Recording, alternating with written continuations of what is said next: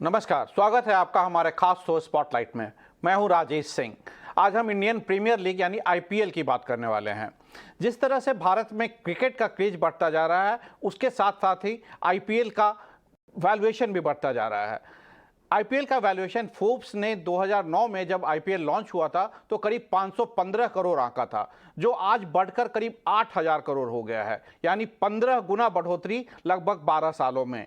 तो एक बहुत बड़ी अचीवमेंट है। हम इसी के मुद्दे पर आज बात करेंगे एक्सपर्ट्स के साथ और ये जानने की कोशिश करेंगे कि क्या भारत में क्रिकेट के अलावा बाकी खेलों का भविष्य आईपीएल की तरह हो सकता है।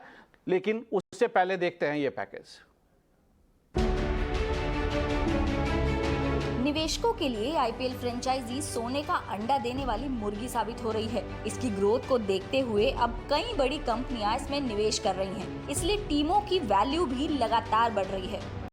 इस क्रिकेट लीग के लॉन्च के बाद 2009 में जब फोर्ब्स ने टीमों की वैल्यूएशन की थी, तब 8 फ्रेंचाइजी की औसत वैल्यू करीब $67 मिलियन यानी करीब 515 करोड़ रुपए थी, जो अब बढ़कर $1.04 बिलियन यानी कि करीब 7,965 करोड़ रुपए तक पहुंच गई है। इसके साथ ही सभी टीम की वैल्यूएशन की सालाना ग्रोथ रेट 24% हो रही है। 2022 में मुंबई इंडियंस सबसे मूल्यवान आईपीएल टीम रही। दूसरी ओर पिछले 13 सालों में एनएफएल टीमों का ग्रोथ रेट 10% यानी कि 3.48 बिलियन और एनबीए टीमों का ग्रोथ रेट 16% यानी कि 2.48 बिलियन रहा। वहीं स्पॉन्सर्स और मीडिया राइट्स को आकर्षित करने के मामले में भी आईपीएल दुनिया की सबसे अहम क्रिकेट लीग साबित हो रही है। 2018 में जब जेएसडब्ल्यू ग्रुप ने जीएमआर ग्रुप से दिल्ली डेयरडेविल में 50% हिस्सेदारी हासिल की, तो क्रिकेट टीम जो कि अब दिल्ली कैपिटल्स है, उसका वैल्यूएशन $169 मिलियन था, जो जीएमआर की ओर से भुगतान की गई राशि का 2 गुना था। साथ ही फेनवे स्पोर्ट्स ग्रुप की लगभग 11% हिस्सेदारी रखने वाली रेड बर्ड कैपिटल ने $200 मिलियन से ज्यादा में राजस्थान रॉयल्स की 16% हिस्सेदारी खरीदी थी। पिछले अक्टूबर में आईपीएल में 2 नई टीमें भी जुड़ी। सीवीसी कैपिटल्स ने गुजरात टाइटंस के लिए लगभग $750 मिलियन का भुगतान किया, तो वहीं संजीव गोयनका ने लखनऊ सुपर जॉयंट्स को करीब $950 मिलियन में खरीदा। आईपीएल भारत में बड़े पैमाने पर दर्शकों को आकर्षित करता है। पिछले सीजन में 400 मिलियन लोगों ने टेलीविजन पर इसे देखा, वहीं 260 मिलियन लोगों ने इसकी लाइव स्ट्रीमिंग देखी। वॉल्ट डिज्नी की सहायक कंपनी स्टार इंडिया के साथ आईपीएल के मीडिया डील का ये आखिरी साल रहा, जो कि टेलीविजन और स्ट्रीमिंग अधिकारों के लिए 5 साल में लीग को $2.4 बिलियन का भुगतान करता है। उम्मीद है कि अगले 5 सालों में मीडिया अधिकारों का अगला दौर $6 बिलियन से $7 बिलियन का होगा। वहीं इस बार आईपीएल के मीडिया राइट्स भी बिके हैं। ऐसे में आईपीएल का वैल्यूएशन ऊपर जाना तो लाजमी है।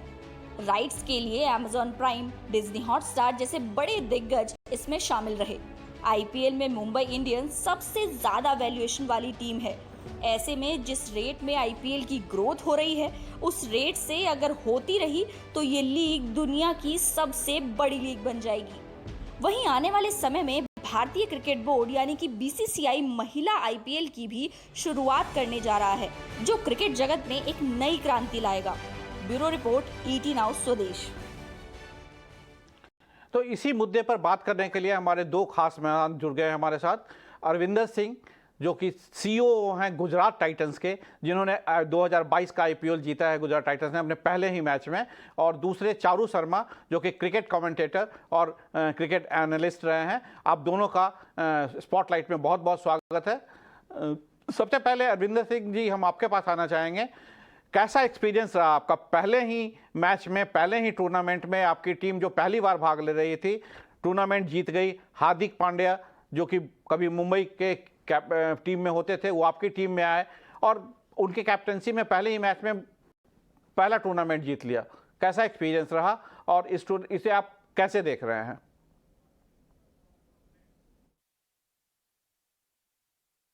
सबसे पहले तो बहुत बहुत धन्यवाद आपकी बधाई के लिए।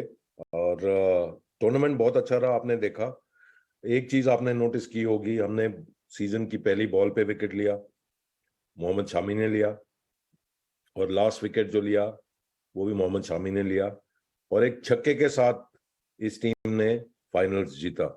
शुभमन गिल ने वो विनिंग छक्का मारा था। तो इससे बेटर क्या हो सकता है? इससे बेहतर कुछ नहीं हो सकता।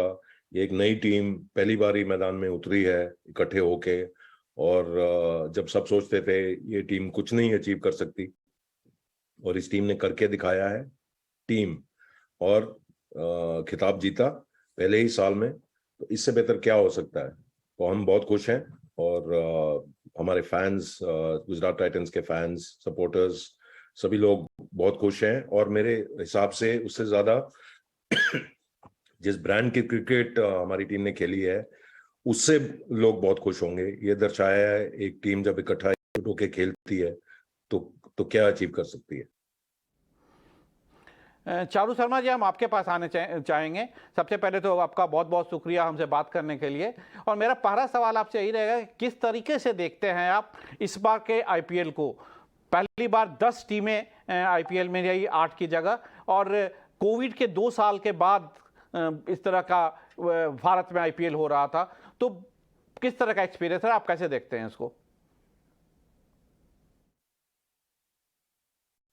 देखिए, मुझे कोई आपत्ति नहीं है कि 10 टीमें हैं, क्योंकि जितना ज्यादा एक्शन किसी भी लीग में हो उतना ही ज्यादा वो लीग पनपती है।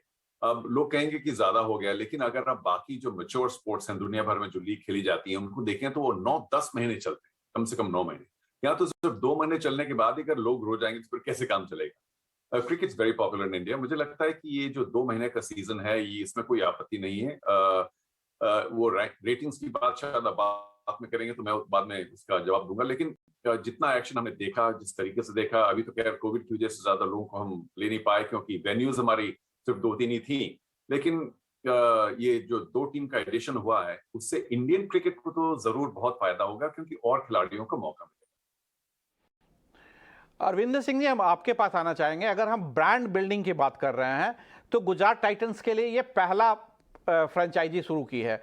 तो पहले फ्रेंचाइजी से टूर्नामेंट जीतना, किस तरह आप देखते हैं कि आप अपने ब्रांडिंग को अगले आईपीएल या उससे आगे के लिए तैयार कर रहे हैं? आई थिंक इसका सबसे बड़ा श्रेय जाता है विक्रम सोलंकी और पूरा कोचिंग स्टाफ को। आशीष नेहरा जो हमारे हेड कोच हैं, और गैरी कर्स्टन, ये एक बहुत अच्छा ग्रुप था जिन्होंने जो कल्चर क्रिएट किया है टीम में, जहां सबको बराबरी का दर्जा दिया गया, और साथ ही साथ कोई प्रेशर नहीं डाला। पहली बार ये टीम इकट्ठी हुई, कोई प्रेशर नहीं था किसी पे। सबको ये छूट दी उन्होंने किस तरह का वो क्रिकेट खेलना चाहते हैं, एक टीम का हिस्सा बन के। तो इसका श्रेय पूरा का पूरा विक्रम और उसकी टीम को जाता है। और बबल में बहुत मुश्किल होता है। देखिए, बबल सिर्फ आईपीएल में नहीं होता, उससे पहले भी ये लड़के जो हमारी टीम में थे, कई बबल्स पिछले 2 साल में उन्होंने हिस्सा लिया है उन बबल्स में, और रहना पड़ा है उनको उन बबल्स में। तो ये तो बहुत ही लंबा बबल था। 77 डेज का बबल में रहना कोई आसान बात नहीं है। लेकिन हमारी कोशिश यही थी कि हम जितना ज्यादा से ज्यादा हो सके उनको कंफर्टेबल कर सकें, और उनको ऐसी एक्टिविटीज अरेंज कर सकें जो जिसमें वो एंगेज कर सकते हैं, चाहे वो लेजर की हो, चाहे वो एंटरटेनमेंट की हो, चाहे वो स्विमिंग की हो, चाहे वो जिम हो, चाहे वो थोड़ा गार्डन एरिया हो, चाहे वो जो जिस तरह की सर्विस उनको प्रोवाइड की गई है। और उसके साथ साथ फैमिलीज को हमने अलाउ किया। तो एक बहुत अच्छा माहौल बना रहा पूरे बबल की ड्यूरेशन में। बहुत ही अच्छा माहौल था टीम में, और वही आपको ग्राउंड पे दिखाई दिया जहां टीम कभी इतना ज्यादा ओवर एक्साइटेड नहीं हुई। जब प्रेशर में भी होते थे तो इतना कभी ऐसा लगा नहीं कि टीम प्रेशर में खेल रही है। तो जो ऑफ द फील्ड जो जिस तरह से टीम बिहेव करती है और एक जो दूसरे से मिलजुल के रहती है, वही आपको ग्राउंड पे दर्शाया इस टीम ने। खास मोमेंट्स की बात करूं तो मेरे लिए जो सबसे स्पेशल मोमेंट था वो था 2 एक्टिविटीज जो हमने की थी। एक था गुजरात डे, जहां पे हमने अपने गुजराती भाइयों के साथ मिलके कुछ प्लान किया था, चाहे वो खाना हो, चाहे वो म्यूजिक हो, चाहे वो डांस हो, चाहे वो एक्टिविटीज हो। और सबसे खुशी की बात थी, ये पहला मेजर इवेंट था। यस, ये खाना इकट्ठा खाते थे, बैठते थे, खेलते थे, पिक्चर देखते थे जब भी टाइम हो, प्रैक्टिस करते थे। बट लेकिन वो एक दिन था जहां पूरा, चाहे वो क्रिकेटिंग साइड हो, चाहे वो मैनेजमेंट साइड हो, चाहे वो कंटेंट क्रिएटर्स हो, चाहे कोई भी हमारे साथ जो बबल में थे, जो जिस तरह से उस दिन का माहौल था वो बहुत अच्छा था। और दूसरा ऐसा इवेंट हुआ जब राशिद खान ने ईद ऑर्गेनाइज की। ईद सीजन के दौरान हुई थी, और राशिद और बाकी जो हमारे साथ मुस्लिम भाई थे, जिन्होंने जिस तरह से रोजे के टाइम मैचेस खेले, और बबल में रहना फिर रोजा रखना वो इजी नहीं था। और ईद के दिन जिस तरह से कुछ भी जो हम उनके लिए ऑर्गेनाइज कर सके, और राशिद ने भी खाना बनाया और सबको खिलाया, और हमने अपनी तरफ से उसमें ऐड ऑन किया, वो बहुत खुशी खुशी का दिन था। वो हर एक पार्टिसिपेंट जो इस टीम में था, हर एक प्लेयर, हर एक coaching staff, support staff, management staff, कोई भी हो, बढ़ चढ़ के सबने इसमें हिस्सा लिया और खुशी बांटी जो एक दूसरे के साथ। आई थिंक मेरे लिए पर्सनली वो बहुत अरविंदर सिंह जी, इस बार दो नई टीमें आई, गुजरात टाइटंस और लखनऊ की टीम। लेकिन बहुत साल बाद ऐसा हुआ कि राजस्थान रॉयल्स अपने पहले सीजन के जो विनर थी वो भी आ रही थी, तो ऐसा लगने लगा था कि शायद मुंबई इंडियंस या चेन्नई सुपर किंग्स ये इनके बीच फाइनल हुआ। लेकिन एकाएक सब कुछ बदल गया, और इससे आपके ब्रांड पे और कैसा असर रहा? अगर सारी टीमों को एक मौका मिलती तो वो कैसी रहती, इस पे आपका क्या कहना है? देखिए, सबसे पहले तो आपको याद रखना चाहिए, जिस दिन ऑक्शन था मिड फरवरी में, उस टाइम पे हमारे पास लोगो भी नहीं था, सिर्फ हमारे पास अपना नाम था। उससे पहले हमारा पूरा तवज्जो ये था कौन से प्लेयर्स को हमने ऑक्शन में लेना है। 3 जो प्लेयर्स हमने ऑक्शन के आउटसाइड जो हमको अलाउड था उसको उनको साइन करने के लिए, उनके अराउंड कैसे एक टीम बनानी है, तो उस पर पूरा फोकस था। ऑक्शन के बाद हमने ये एक्टिविटीज शुरू की, लोगो बना, किटिंग डिजाइन हुई और फिर प्रोड्यूस हुई, फिर लोगो लॉन्च हुआ, फिर ब्रांड एंथम हुआ, फिर ब्रांड वीडियो हमने बनाया और वो सबको बहुत पसंद आया। तो ये सब ये फैक्टर जो है इनिशियल पहले सीजन में ये करना बहुत जरूरी है। और साथ ही साथ हमारा मोटिव शुरू से यही था, जो भी कुछ कम कर रहे हैं हम फैन को सबसे ऊपर रख के उसके अराउंड किस तरह से किस चीज में उनकी दिलचस्पी है, वो टीम के पास और कैसे आ सके। चाहे वो मेटावर्स था, चाहे वो ऑगमेंटेड रियलिटी था, चाहे जो हमने कुछ कॉन्टेस्ट रन किए। ये पहली टीम थी जिसने 2 फैंस को इनवाइट किया, कॉन्टेस्ट जो जीते उनको इनवाइट किया, खुद आके बबल में रहने के लिए 3 दिन का क्वारंटीन किया उन्होंने, और फिर टीम के साथ रहे, एक प्रैक्टिस सेशन में गए, हमारे साथ जो बबल में थे उनके साथ मिलके उन्होंने मैच देखा। तो ये अलग ही लेवल का एक्सपीरियंस था उनको, ताकि वो बता सकें भाई कैसे कोई बबल में रहता है और कैसे टीम फिर भी परफॉर्म करने के लिए रेडी रहती है। इस तरह के कई हमने एक्टिविटीज की हैं। ब्रांड, यस, हमारा फोकस है, हमने ब्रांड बनाना है, हमने बहुत बड़ा ब्रांड बनाना है। लेकिन जो एक बात मैं आपको बताना चाहता हूँ, जिस तरह की एंगेजमेंट हमने की और जो रिस्पॉन्स आया हमारे फैन से, पिछले हफ्ते के नंबर्स के मुताबिक, और ये हमारे नंबर्स नहीं है, ये पब्लिक नॉलेज है, इसमें से हम चौथे नंबर पे थे फ्रॉम एक एंगेजमेंट पर्सपेक्टिव से। तो ये बहुत बड़ी बात है और हम इसी पे आगे वर्क करेंगे। और आप देखोगे आगे आगे जैसे हम चलेंगे, हमारे शॉर्ट मीडियम लॉन्ग टर्म जो प्लान्स हैं, किस तरह से हमारे लिए सबसे प्राइम है एक ब्रांड बनाना और एक फ्रेंचाइज ऐसी खड़ी करनी जो सब कह सकें कि ये एक अच्छी फ्रेंचाइज है और अच्छे तरीके से ये फ्रेंचाइज चलती है और अच्छे तरीके से अपने फैंस के साथ एंगेज करते हैं, अपने सपोर्टर्स के साथ एंगेज करते हैं, और उनको खुश होना चाहिए। यही हमारी कोशिश रहेगी आगे चल के भी। चारू शर्मा, आपके पास आना चाहेंगे। अगर ये कहें कि 2 नई टीमें आई हैं बहुत समय बाद, शायद पहले सीजन के बाद राजस्थान रॉयल्स जो है वो फिर फाइनल में आई, और उसके आई तो ऐसा लगता था कि दो बड़ी टीमें हैं वो फाइनल में आएंगी, मुंबई इंडियंस हो, सीएसके हो, इन दोनों में कोई, लेकिन एक पूरा खेल बदल गया। और जो थोड़ी सी क्रेडिबिलिटी ब्रांड को लेकर थी कि सबको मिले, क्या क्योंकि सारी चीजें बराबर है, वो भी एक अहम चीज रही है। क्या लगता है आपको? जी बिल्कुल, मैं तो समझता हूँ कि लीग की जो जो जो रेपुटेशन है, पॉपुलैरिटी है, वो इसी से बढ़ती है कि कोई भी टीम जीत सकती है। जैसे कि आमतौर से लोग इंग्लिश प्रीमियर लीग वगैरह बाकी सब जो मैच्योर लीग्स हैं इन पे देखते हैं तो 3-4 टीम ही जीतती है हर बार। तो उसमें जो बाकी और जो 16-17 टीमें हैं उनको कोई मौका नहीं मिलता जीतने का। ये आई थिंक आईपीएल की बहुत खासियत है। और एक तरफ से मुंबई और चेन्नई काफी जीत चुके हैं, लेकिन अगर कोई नई टीम आके जीते तभी लोग सोचते हैं कि हाँ, ये कोई पुरानी टीमों का कोई ये जागीर नहीं है, कोई भी जीत सकता है अगर अच्छी तरह खेल खेलें और अगर उनकी मैनेजमेंट सही हो। और इस बात से कोई खास फर्क नहीं पड़ता कि नई मैनेजमेंट थी गुजरात टाइटंस की, क्योंकि मैदान में तो खिलाड़ी खेलते हैं। अभी अभी मेरी डेविड मिलर से थोड़ी बातचीत हुई थी किसी और वजह से, तो उन्होंने भी ये कहा था कि हाँ, जिस तरह से कोई फ्रेंचाइज हमसे डील करता है, हमें जो चीज चाहिए वो देता है, वो जरूरी है, लेकिन अंत में तो मैदान में जाके खेलना है। तो किसी भी फ्रेंचाइज के लिए खेलें, अगर दिलेर खेल हो, अच्छा खेल हो, तो जीतने की गुंजाइश है। और ये जो हमारा ऑक्शन का सिस्टम अभी तक चल रहा है, इसकी वजह से भी आईपीएल को फायदा मिल रहा है, क्योंकि देखिए जब दो नई टीम्स आई तो उनको तो प्लेयर देने ही थे। अगर आपने दो नई टीम्स ली, इतना पैसा उनसे लिया और उनके पास कोई खिलाड़ी भी नहीं है लेने के लिए, सब जो बढ़िया खिलाड़ी हैं किसी और टीम के पहले ही पहुंचे हुए हैं, तो कुछ उनको फायदा नहीं मिलता या उनको कुछ मजा नहीं आता। लेकिन ये ऑक्शन, जो मेगा ऑक्शन हुआ, उसकी वजह से काफी चर्न हुआ प्लेयर्स का। और जो दो नई टीम आई थी, बल्कि तो मैंने सोचा था कि लखनऊ की टीम बेहतर है और शायद जीतने की भी गुंजाइश थी, तो ये जो नई टीम्स को भी उतना ही मौका मिला और उन्होंने दोनों ने मौके का पूरा फायदा उठाया और अच्छा प्रदर्शन दिखाया। ये इस लीग के लिए बहुत बढ़िया चीज है।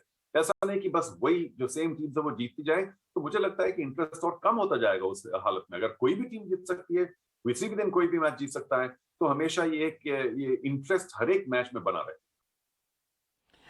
तो चारू शर्मा जी, क्या हम ये कह सकते हैं कि इस पूरे खेल से, खासकर इस बार से ये मैसेज निकल कर आया है कि जो टीमें जो हैं वो ऑक्शन टेबल पे नहीं बन रही हैं, बल्कि विनिंग कॉम्बिनेशन से टीमें नहीं बनती है, कि खेल के मैदान पे परफॉर्मेंस के आधार पर टीम टूर्नामेंट जीतती है। जो इस बार खास तौर पर देखने को मिला कि गुजरात टाइटंस जो कि बिल्कुल नई टीम थी, उसके प्लेयर्स जो पहले अच्छे नहीं परफॉर्म कर रहे थे, वहाँ खेल के मैदान पर परफॉर्म किए और वो फाइनली टूर्नामेंट को जीत गए।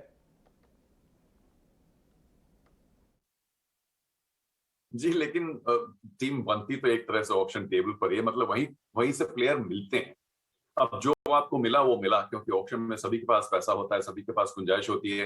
लेकिन और ये जो the number of cricketers, good cricketers in the world and in India, I think वहां ध्यान देना चाहिए, क्योंकि एक तरह से सब टीम्स में बढ़ जाते हैं प्लेयर्स। तो किसी भी टीम को, और T20 का खेल ही ऐसा होता है, नेचर ही ऐसा होता है कि अगर आप एक टॉइन टॉस करें, बोले हेड्स या टेल्स, 50% चांस, उसी तरह से T20 में भी ये जो डिफरेंशियल्स है टीम्स में, ये कम हो जाता है।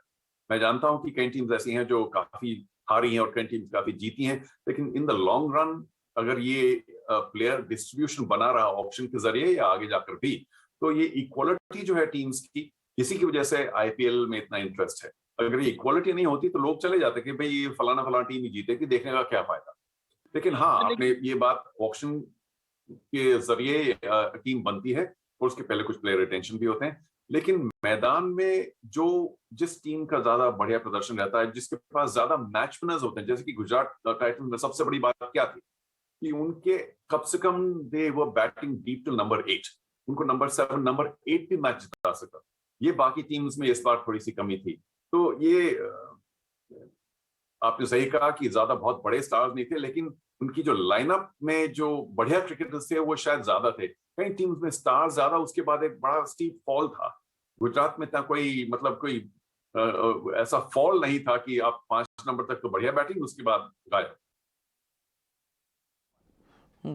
अरविंदर सिंह जी, हम आपके पास अब आना चाहेंगे।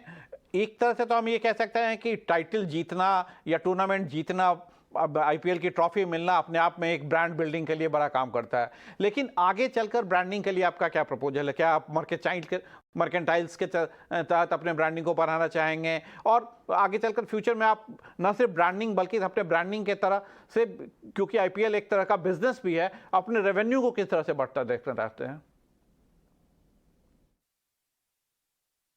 नहीं, मर्चेंडाइज इस साल भी हुई है, बहुत अच्छा रिस्पांस मिला है मर्चेंडाइज में। बट जैसे मैंने कहा, जितना टाइम हमारे पास अवेलेबल था उसमें जो हम कर सकते थे हमने उससे बढ़ चढ़ के किया। लेकिन आगे चलते हुए आप देखोगे हम इस फील्ड में और काम करेंगे। एक बात इस फ्रेंचाइज में बहुत जरूरी है हमारे लिए, ये रेवेन्यू कितना आता है, कम आता है, ज्यादा आता है, ये नहीं है भाई, वो इम्पोर्टेंट नहीं है। बट लेकिन हमारा सबसे पहला फोकस जो मैं बार बार दोहरा रहा हूँ, वो है एक ऐसी फ्रेंचाइज तैयार करनी जिससे लोग और फैंस इंडिया में, बाहर, इंटरनेशनली अलाइन कर सकें, जो कह सके पे ये एक अच्छी फ्रेंचाइज है, अच्छा क्रिकेट खेलती है और अच्छी तरह से अपने आप कंडक्ट करती है। उस पे हमारा ज्यादा फोकस है, ना कि हम कितना रेवेन्यू कितनी जल्दी इकट्ठा कर सके। रेवेन्यू आएगा, वो आ जाएगा, प्रॉफिटेबिलिटी भी आ जाएगा, लेकिन सबसे पहले हमारे लिए जरूरी है कि हम अपना ब्रांड एस्टैब्लिश कर सकें और इस तरह से कर सकें जो, जैसा मैंने कहा, सबको अच्छा लगे कि ये एक अच्छी फ्रेंचाइज है। हाँ, चारू शर्मा जी, आपसे आखिरी सवाल हम ये जानना चाहेंगे कि जैसा कि आपने पहले कहा कि मैच्योर जो लीग्स हैं उनकी वैल्यूएशन जो है वो उसके आसपास आईपीएल का वैल्यूएशन जा रहा है, लेकिन अभी भी हम उससे काफ़ी पीछे हैं। लेकिन आपको क्या लगता है कि कब तक हम वो वैल्यूएशन जो रीच है वो उस तक पहुंच जाएंगे जो कि यूएस प्रीमियर लीग्स वगैरह की होती है? देखिए, जैसे आपने कहा कि पैसे के मामले में तो मैच्योर हो ही गई, और एक स्टैंडर्ड के मामले भी, in terms of the best cricket in the world, the IPL is offering it. In terms of the highest remuneration in the world, the IPL is offering it. तो ये दोनों मैच्योरिटी तो आ गई, लीग में बड़ी जल्दी आ गई। लेकिन मैं प्लेयर पॉलिसी की मैच्योरिटी की बात कर रहा हूँ, उसमें थोड़ा टाइम लगता है कि अब अगर इन्होंने आईपीएल ने सोचा कि भाई हमको और नई टीम नहीं लेनी है, तो अगले 2-4 साल में उसी तरह की मैच्योरिटी आ जाएगी जो बड़े बड़े लीग्स में आई है दुनिया भर में, ताकि जो प्लेयर मूवमेंट होता है, लॉन्ग टर्म कॉन्ट्रैक्ट्स होते हैं, एक डिपेंडेबिलिटी होती है, एक प्लेयर का फेस होता है किसी टीम में, ये सब चीजें कुछ हद तक तो आईपीएल में अब तक हैं।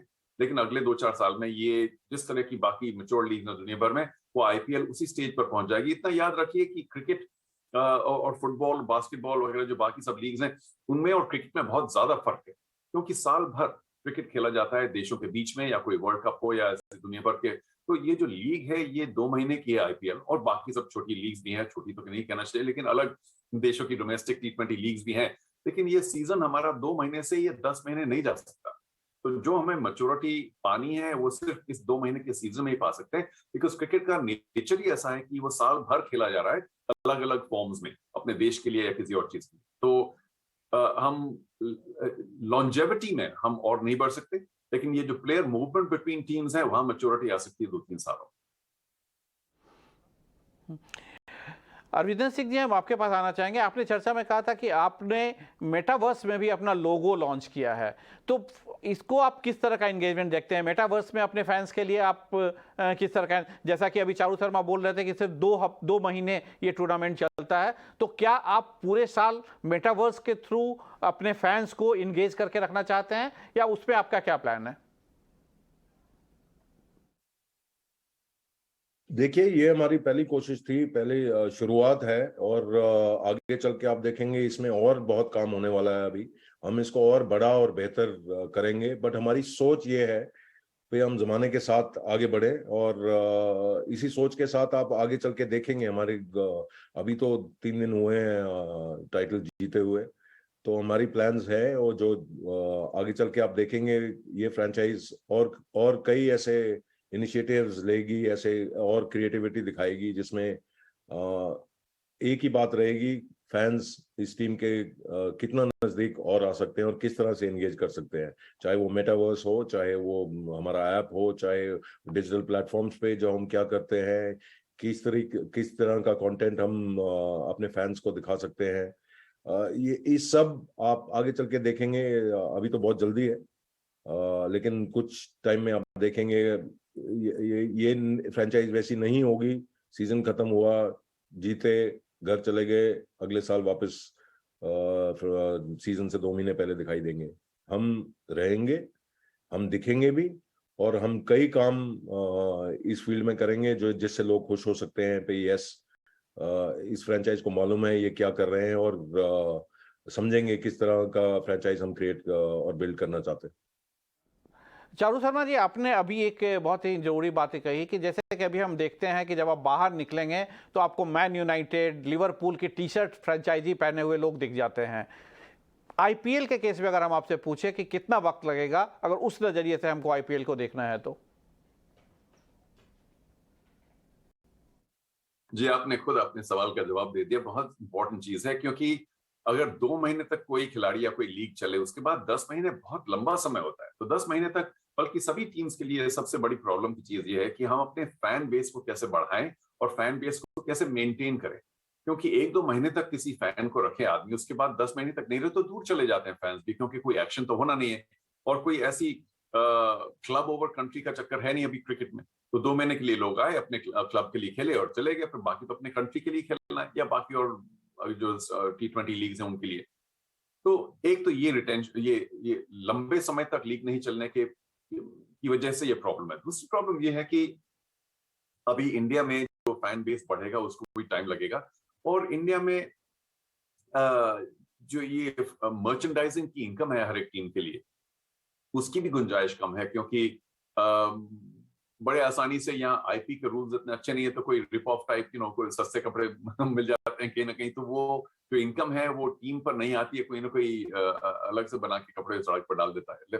पर ये प्रॉब्लम जरूर है कि 2 महीने की लीग की वजह से जो फैन बेस है उसको बढ़ाना और फैन बेस को मेंटेन करना, उनके लिए कुछ हमेशा देना, ये सबसे बड़ा चैलेंज आईपीएल के लिए, और इसका कोई आसान हल नहीं है और वक्त लगेगा।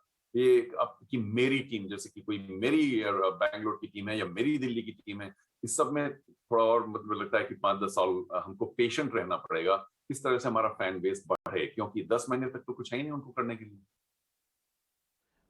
तो आज के लिए स्पॉटलाइट में इतना ही। अगले हफ्ते एक नए टॉपिक के साथ हम फिर आएंगे। आप दोनों मेहमानों का बहुत बहुत स्वागत, बहुत बहुत धन्यवाद शो में जुड़ने के लिए। अगले सप्ताह फिर मिलेंगे एक नए टॉपिक के साथ। तब तक के लिए नमस्कार।